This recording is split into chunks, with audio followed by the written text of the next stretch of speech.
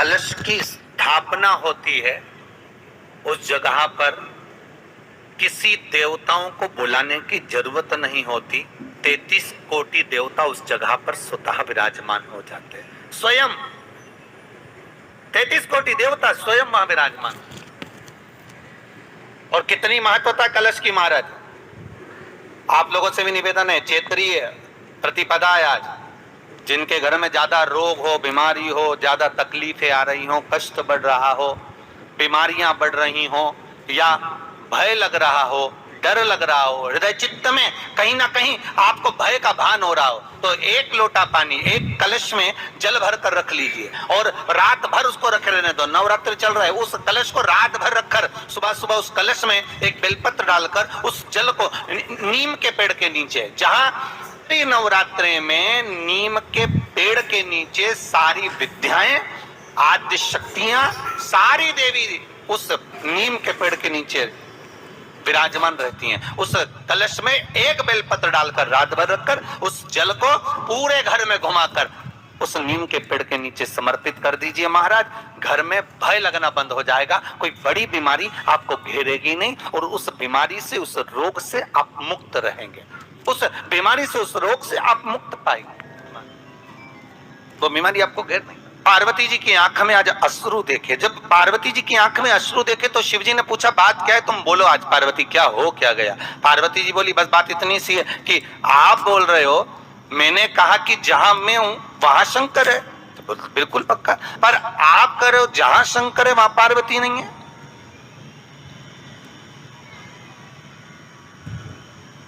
जहां शिव है वहां पार्वती नहीं है, आखिर क्यों, किस लिए। शंकर भगवान कहते हैं, ओगढ़दानी त्रिकालदर्शी कैलाशी मेरा शंभु, मेरा शंकर, मेरा ओगढ़दानी, मेरा भूतेश्वर, मेरा भूतनाथ, मेरा त्रिकालदर्शी, मेरा महामृत्युंजय कह रहे हैं। अरे पार्वती तू जानती नहीं है, तू मुझे पहचानती नहीं। कुछ स्थान ऐसे हैं पार्वती जहां पर मुझे तेरे बिना भी रहना पड़ता है।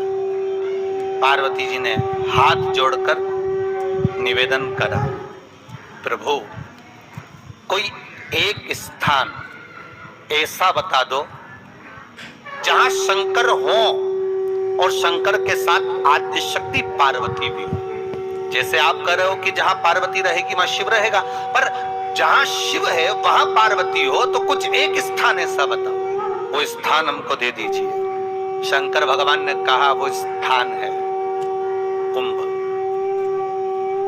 कलश। कौन सा स्थान, जम के बोलिए, कलश। कलश देखा है आप लोगों ने, कुंभ कलश।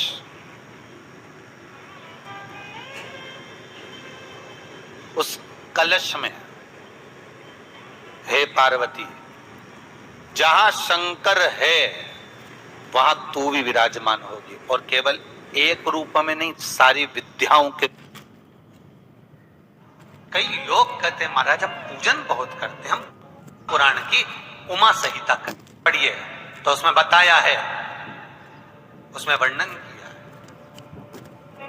घर के अंदर बैठकर आप 27 मनके की माला जप रहे हो, घर के अंदर बैठकर 30 मनके की माला जप रहे हो, घर के अंदर बैठकर 108 मनके की माला जप रहे हो।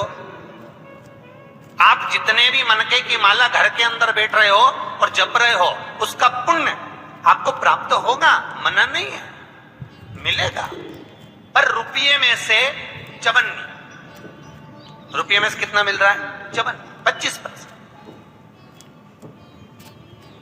वही माला आप किसी मंदिर में, देवालय में, तीर्थ में जप रहे हो, उसका पुण्य मिलेगा केवल आधा, 50%, मात्र 50। महाराज वही माला आप यदि पीपल, आंवला, समी, बेलपत्र, इन वृक्ष के नीचे अगर आप एक माला को लेकर बैठे हो और बिना आसन के समी के वृक्ष के नीचे आप कोई मंत्र जप रहे हो, कोई बेलपत्री के पेड़ के नीचे मंत्र जप रहे हो, कोई आंवले के पेड़ के नीचे मंत्र जप रहे हो, किसी पीपल के वृक्ष के नीचे मंत्र जप रहे हो, तो वहां आसन लगाने की जरूरत नहीं होती।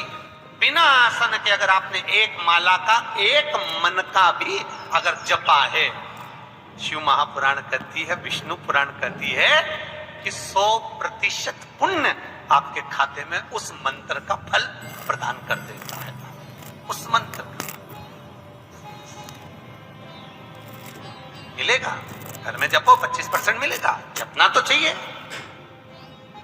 शिव महापुराण की कथा, लिंग पुराण की कथा, विष्णु पुराण की कथा, पद्म पुराण की कथा कहती है कि किसी वृक्ष के नीचे, जिन वृक्षों का गुणगान हमारे शास्त्र करते हैं, जिन वृक्षों का गुणगान हमारी पुराणे करती हैं, उन वृक्ष के नीचे अगर एक मंत्र का मन का भी फेरा जाए तो उसका पुण्य हजारों गुना प्राप्त हो जाता है, आप रूप प्राप्त होता है अपने आप।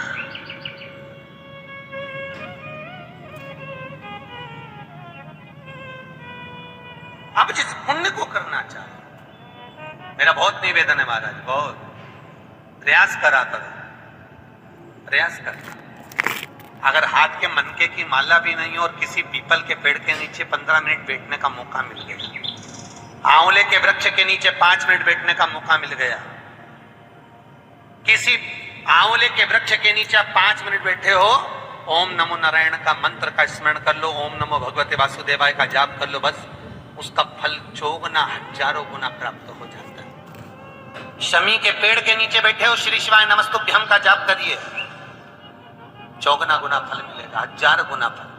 बेलपत्री के पेड़ के नीचे गए हो, ओम नमः शिवाय ओम का जाप करिए, फल मिलेगा।